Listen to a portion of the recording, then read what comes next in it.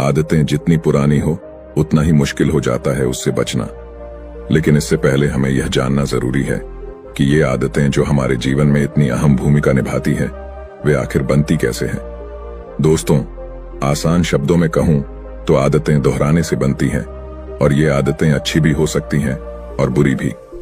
एक आदत, चाहे वह अच्छी हो या बुरी, उस व्यक्ति की पहचान का हिस्सा बन जाती है, और यह आदतें जितनी ज्यादा बार दोहराई जाए उतनी ही जटिल होती जाती है। एक बार की बात है, एक गांव में एक छोटा व्यापारी रहता था। उसका एक खुशी से भरा छोटा सा परिवार था। माता पिता भी उसी के साथ घर में रहते थे। उसकी एक पत्नी और उसके 2 बहुत ही प्यारे बच्चे भी थे। उसके घर में हर तरह का सुख था। काम करने के लिए उसके घर में नौकर चाकर थे। वह रोज अपने काम से थोड़ा समय निकालकर अपने परिवार के साथ खुशी खुशी कुछ समय बिताता था। व्यापारी बहुत नेक दिल वाला था। कुछ समय बाद उसे यह लगा कि उसका व्यापार दूसरे शहर में भी बहुत अच्छा हो सकता है। उसने अपने परिवार को बताया कि जैसे ही वह नए शहर में अपना काम चला लेगा, वहां जाकर अपना कारोबार स्थापित करेगा। वह फिर आएगा और पूरे परिवार के साथ उस नए शहर में अपनी जिंदगी बिताएंगे, क्योंकि वह शहर उनके शहर से काफी मशहूर है। वहां रहने से उन्हें नए अवसर मिलेंगे। हमारे बच्चे अच्छे स्कूल्स में अपनी पढ़ाई कर पाएंगे और हमारे भविष्य के लिए वह शहर नए अवसर दे सकता है। तब उन्होंने खुशी खुशी उसे समर्थन दिया, और इसी उम्मीद में उसने नए शहर में अपना कारोबार लगाने का निर्णय लिया। वह अपने परिवार से दूर एक नए शहर में अपना व्यापार चलाने के लिए निकल जाता है। वह अब नए शहर में अपना कारोबार पूरे मन और लगन से चलाने लगा। उसे काफी सारे नए लोग मिले। वह कुछ ही महीनों में अपना कारोबार अच्छा बना चुका था। उसे अब उस नए शहर के काफी लोग जानने और पहचानने लगे थे। पर ऐसे ही नए लोगों से मिलते रहने के कारण उसकी दोस्ती कुछ बुरी आदतों वाले लोगों से होने लगी। धीरे धीरे अगले कुछ महीनों के बाद एक दिन उसके दोस्त उससे कहने लगे कि तुम इतना धन कमाते हो और अपने इस इकलौते जीवन का मजा तक नहीं लेते। आओ हम साथ शराब पीते हैं। पहले तो उसने उन दोस्तों को शराब पीने से मना कर दिया, पर उन दोस्तों के जोर डालने पर उसने सोचा आखिर हर्ज ही क्या अपने जीवन में कुछ मजा करने में, और उसने उन दोस्तों के साथ हर हफ्ते शराब पीना शुरू कर दिया।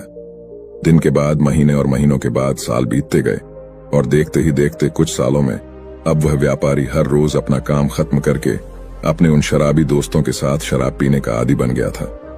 फिर एक दिन जब उसके घर वाले कहते हैं कि अब उनका व्यापार अच्छा हो चुका है और वह खुशी खुशी उस नए शहर में एक नई जिंदगी शुरू कर सकते हैं, तो वह आदमी अपने परिवार वालों को मना नहीं कर पाया। उसे अपनी इस बुरी आदत का एहसास हुआ और वह सोचता है कि ये मैंने क्या कर दिया। पर फिर भी हजारों कोशिशों के बाद वह हर बार अपनी आदत के कारण रोज शराब पीने जाता रहा। उस नए शहर में जब उस व्यक्ति के परिवार वाले रहने आए और उसे नशे में पाया, तो वह बहुत दुखी हुए। उसकी पत्नी को जब यह पता चला कि उसके पति को अब शराब की लत लग चुकी थी, तो वह फूट फूट कर रोने लगी। उसके घर वालों ने उसे समझाने की बहुत कोशिश की, लेकिन अब उसे इस बुरी आदत ने दबोच रखा था। वह हर रोज शाम को अपने दोस्तों के साथ शराब पीने जाता था और रात को देर से घर लौटता था। उसकी इस आदत के कारण उसके परिवार और दोस्तों से उसके रिश्ते खराब हो गए थे।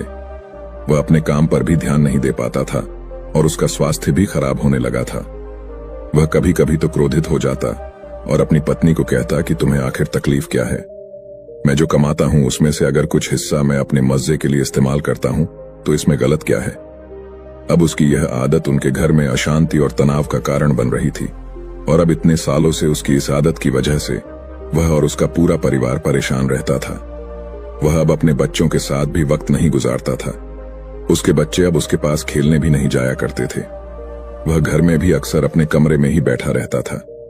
कई बार जब उसके दुकान पर आने वाले लोग उसे ताना मारते हैं कि तुम आखिर ये शराब त्याग क्यों नहीं देते, तो वह शराब के नशे में उसके दुकान पर आए ग्राहकों से गाली गलौज कर देता, उन्हें गालियां बकता। अक्सर वह व्यापारी शराब पीकर गांव में किसी न किसी से कलह कर लेता और लोगों को गालियां बकता। उसकी इस हरकत की वजह से उसका व्यापार भी कम होता जा रहा था, और इसी कारण अब उसका पूरे शहर में नाम बदनाम हो चुका था। धीरे धीरे उसका व्यापार भी प्रभावित होने लगा और उसकी सारी खुशियां चली गईं। उसने अपनी बुरी आदतों के कारण अपना सब कुछ खो दिया।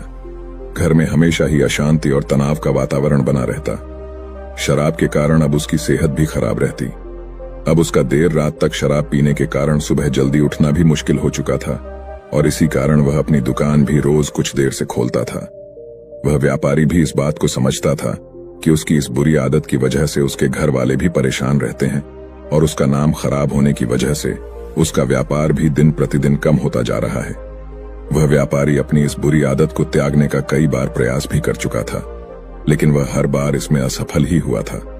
इसलिए अब से जब भी कोई उसे उसकी इस बुरी आदत को त्यागने के लिए कहता तो वह उसे तेज आवाज में जवाब देता, मैंने इस आदत को नहीं, बल्कि इस आदत ने मुझे पकड़ लिया रखा है। उस व्यापारी की पत्नी उसकी इस आदत से सबसे ज्यादा परेशान रहती थी। वह उसकी सेहत को लेकर चिंतित थी, जो कि दिनों दिन गिरती जा रही थी। वह चाहती थी कि उसका पति शराब ना पिए, लेकिन वह इसके लिए कुछ भी नहीं कर पा रही थी। फिर एक दिन उसकी पत्नी को उस गांव में किसी बौद्ध भिक्षु के आने की खबर मिली। बौद्ध भिक्षु बहुत ही ज्ञानी व्यक्ति थे और जो लोगों की समस्याओं का समाधान करने में माहिर थे। व्यापारी की पत्नी ने सुना कि बौद्ध भिक्षु गांव में ठहरे हुए हैं। वह उस व्यापारी को लेकर उस जगह पहुंची जहां बौद्ध भिक्षु ठहरे हुए थे। बौद्ध भिक्षु ने उनसे उनकी समस्या बताने के लिए कहा। व्यापारी और उसकी पत्नी ने